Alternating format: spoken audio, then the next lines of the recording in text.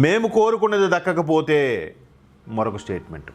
ఒకవైపు కాంప్రమైజ్ ఒప్పందాలు అనుకుంటూనే చర్చలకు పిలుస్తూనే మేము సెల్ఫ్ డిఫెన్స్ అన్నట్టుగా ఇరాన్ మీద అటాక్స్ చేసిన ఈ ప్రబుద్ధుడు ఈ టీము ఇప్పుడు మరొకసారి మాకు అంటే మేము అనుకున్నది దక్కకపోతే అంటే చూడండి, ఇరాన్తో ఒప్పందాన్ని మరో విధంగా ముగిస్తాం.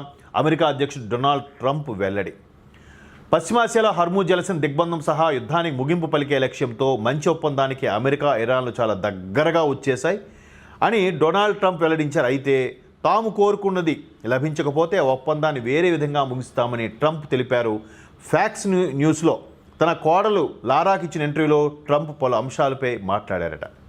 అంటే మరలా ఏదో చిచ్చు పెట్టడం, ఆ షేర్ మార్కెట్ల కోసమో లేదంటే ఆ బిజినెస్ లావాదేవీల కోసమో పిచ్చి పిచ్చి కామెంట్స్ చేయడం కూడా చేస్తున్నాడు.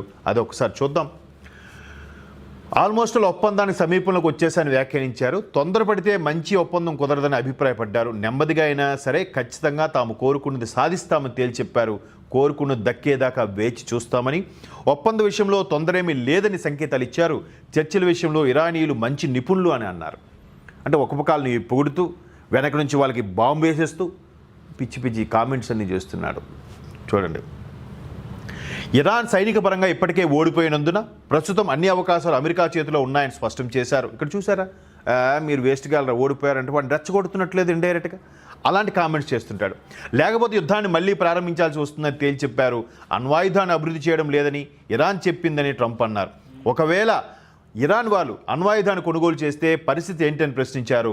అలాంటి ఆయుధాన్ని కొనుగోలు చేయబోమని ఇరాన్ హామీ ఇచ్చిందని కూడా చెప్పారట. తర్వాత ఇరాన్పై అమెరికా గణనీయమైన పట్టు సాధించిందని తెలిపారు. అంటే ఇవన్నీ కూడా వాళ్ళని దాన్ని సైకలాజికల్గా మైండ్ గేమ్ ఆడుతూ వాళ్ళని అణిచిపెట్టే ప్రయత్నం చేస్తున్నాడు ఇక్కడ ట్రంప్. వాళ్ళు బయటికి ప్రపంచం దృష్టిలో మేము కాంప్రమైజ్ అవుతున్నాం, యురేనియం నిల్వల్ని సరెండర్ చేసేస్తాం, మేము ఎటువంటి అణ్వాయుధాలను ప్రయోగించడం లేదు, మీరు యుద్ధం ఆపుతా అంటూ మళ్ళీ చేస్తున్నది సరైన పద్ధతి కాదు అని కాముగా చెప్తున్నట్టున్నారు. కానీ వాళ్ళ సైన్యం చెలరేగిపోతున్నారు. ఏదైతే ముస్లిం ఒక సైన్యం ఉందో అది తెర వెనుక వేరేలా కూడా ఆలోచిస్తుంది.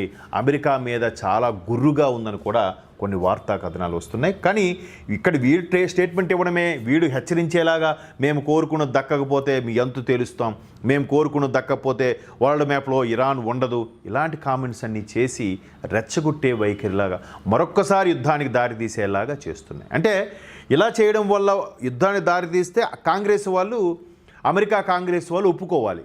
అది వీడి కాన్సెప్ట్. ఇక్కడ ఎంతమంది ఇబ్బంది పడుతున్నారనే ఒక ఆలోచన కూడా లేకుండా దుర్మార్గంగా చేస్తున్నాడు. ఇది ట్రంప్ గారి యొక్క నిర్వాహకం. ఈ యొక్క ట్రంప్ నిర్ణయాల వల్ల, అమెరికా యొక్క అహంకార ధోరణి వల్ల యావత్ ప్రపంచం ఇబ్బంది పడుతుంది. వీళ్ళకి చెక్ పెట్టే రోజులు దగ్గరికి రావాలని కోరుకుందాం. వాటి మీద అంటే చాలామంది ఆ దేశం యొక్క గొప్పతనం గురించి మాట్లాడి అక్కడికి వెళ్ళి సెటిల్ అవుతున్నారు. కానీ అంటే ఇలాంటి వైఖరి వల్ల వాళ్ళని తోలనాడేలాగా అసలు అక్కడ నుంచి మన వాళ్ళు వెనక్కి వచ్చి ఎక్కడ బాగా ఇదవ్వాలని అనిపిస్తూ ఉంటుంది ఇలాంటి పిచ్చి చేష్టల వల్ల.